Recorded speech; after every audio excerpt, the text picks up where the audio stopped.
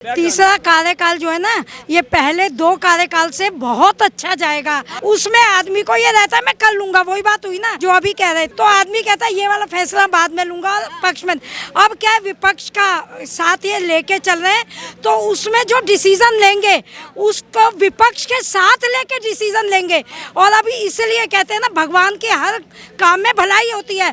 पहले अगर ये कोई भी काम कर रहे थे, कोई फैसला ले लेते, तो ये सारा विपक्ष क्या चिल्लाता था, मोदी तानाशाह है। तीसरे कार्यकाल में अगर नायडू जी ने साथ छोड़ दिया, नीतीश कुमार जी ने साथ छोड़ दिया, तो फिर क्या होगा? सरकार तो चलेगी नहीं। छोड़ रहा, सरकार नहीं कर रही है, उंगली कर रहे हैं, लोगों को भड़का रहे हैं, लालच दे रहे हैं, पोजीशन का, पदों का अंदर अंदर फोन कर रहे हैं। त्यागी ने बोला नहीं है कि हमें प्रधानमंत्री की ऑफर दी है, नीतीश जी को उन्हें ठुकरा दिया है। अब ये नीतीश को पलटीबाजी बोलते थे, अब उसने कह दिया मैं पलटी नहीं मारूंगा नीतीश ने, अब मैं मोदी जी का साथ दूंगा मरते दम तक, बोल दिया उसने।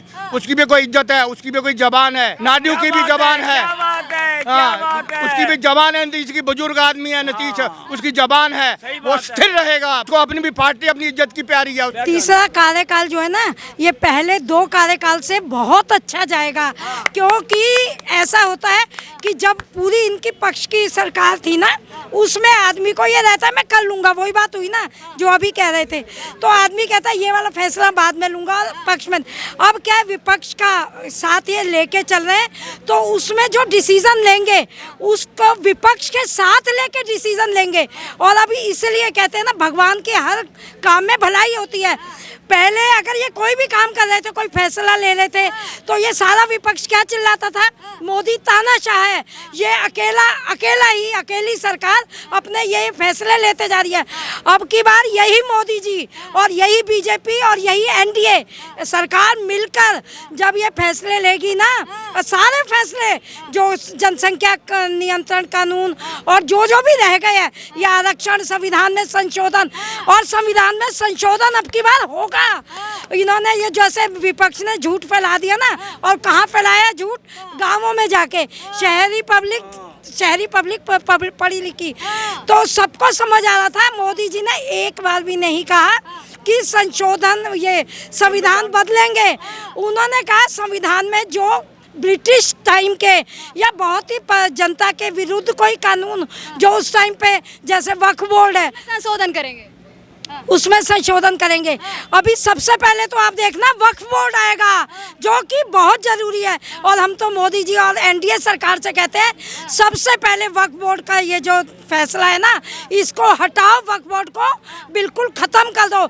सबसे ज्यादा जो भ्रष्टाचार है वक्फ बोर्ड में है। क्यों करता मोदी? और उसने बिहार के लालू के लड़के को पागल बना दिया, तीनों इकट्ठे लड़ रहे हैं शहर, उसको उल्लू बना दिया, उसकी सीट तेजस्वी यादव को हरवा दिया है। इधर से आप अगली बार देखना, तो इसका कांग्रेस ने पीछे छोड़ दिया, आम आदमी पार्टी ने इसका भी हरियाणा में भी छोड़ दिया। अब अगले साल ये तेजस्वी का भी उसका भी हाथ छोड़ देंगे, यूपी से अखिलेश का भी, अकेले लड़ेंगे। इनको जीता था, जीत लिया, अब उल्लू बनाएगा ये सबको। ये उल्लू बनाने में माहिर है ये राहुल।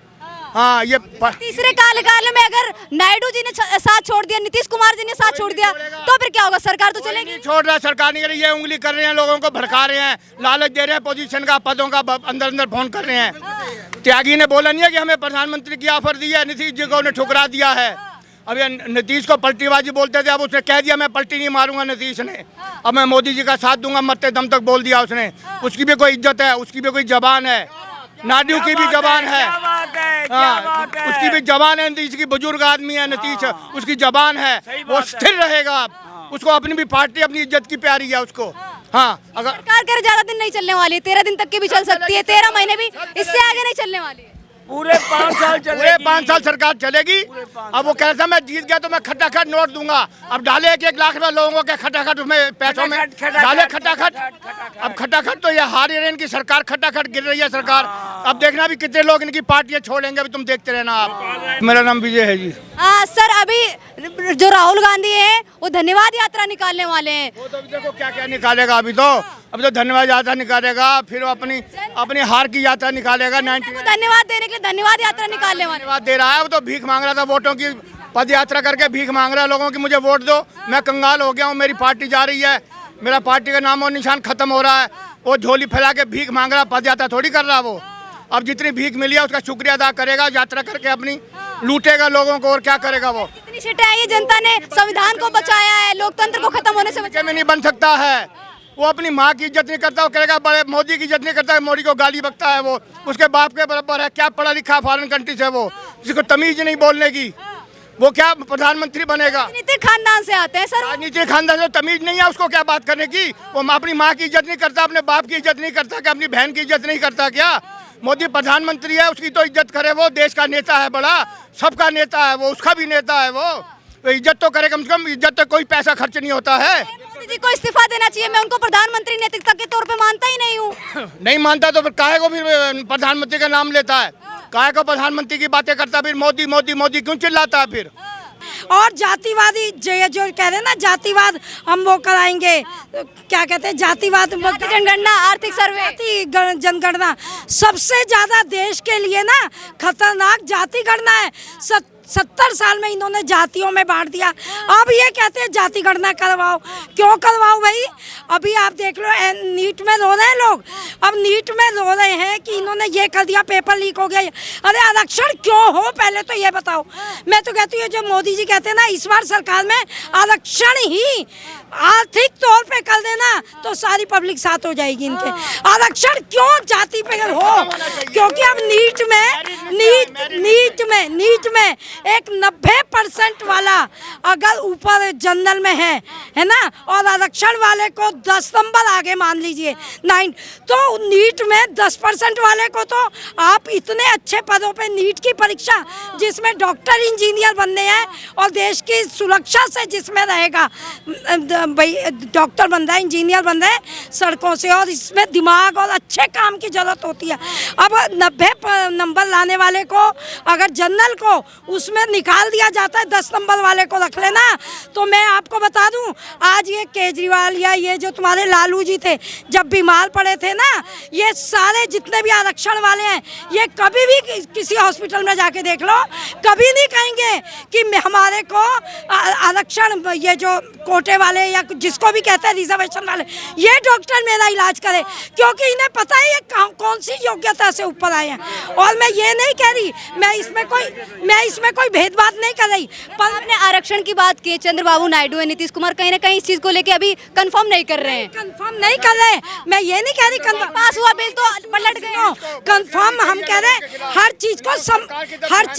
चीज को समझने का पहलू होता है, ये नहीं ना कर दो। अरे इसी पे चर्चा होगी, जो उसका अच्छा वर्जन होगा वो लाएंगे मोदी जी। ये थोड़ी है कह दिया ले आओ जी ले आओ, तो ये बच्चे क्यों रो रहे हैं? एक जनरल या स्वर्ण जाति वाले क्यों ना रहे? जिस बच्चे के 90 नंबर आए हैं वो सुसाइड कर रहा है, और 10% वाले को आप आगे दे रहे हो, क्या मतलब हो रहा है? मैं तो कहती हूँ सबसे पहले ये खत्म होना चाहिए, और रही राहुल गांधी की बात, आप कहते हो मोदी जी की इज्जत नहीं करता, वो मोदी जी की क्या इज्जत करेगा? उसने अभी कभी अपने बाप को बाप माना है? आप बताओ, बाप के दादा को, मतलब बाप ने अपने बाप को कभी बाप माना? ये उस खानदान से आ रहे हैं जिसने अपने दादा को कभी दादा नहीं माना। ये नाना के खानदान पे चल रहे, नाना है और गांधी का नाम ले लिया है, गांधी का नाम ले लिया, अपने दादा का, अपने बाप के नाम लेके चलते ना, उसका नाम। और मनमोहन सिंह जो इनके अपने प्राइम मिनिस्टर अपनी सरकार के थे, उनकी इज्जत नहीं करी, सब पार्लियामेंट में पेपर फाड़ दिया।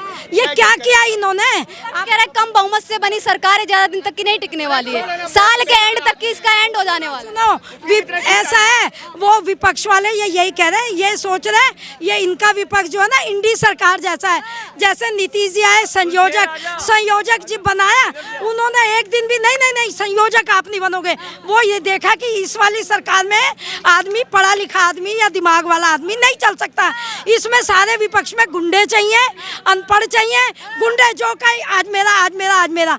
अभी आप सोचो, मोदी जी ने तो इतनी जल्दी सारे मंत्री भी बना दिए, शपथ दिला दी है ना, और ये लोग अभी तक इतने दिन में रिजल्ट, अपना विपक्ष का नेता नहीं चुन सके, विपक्ष के नेता चुनने में इनको आफत आ गई। आप बताओ ना, विपक्ष का क्या सरकार बनाएंगे?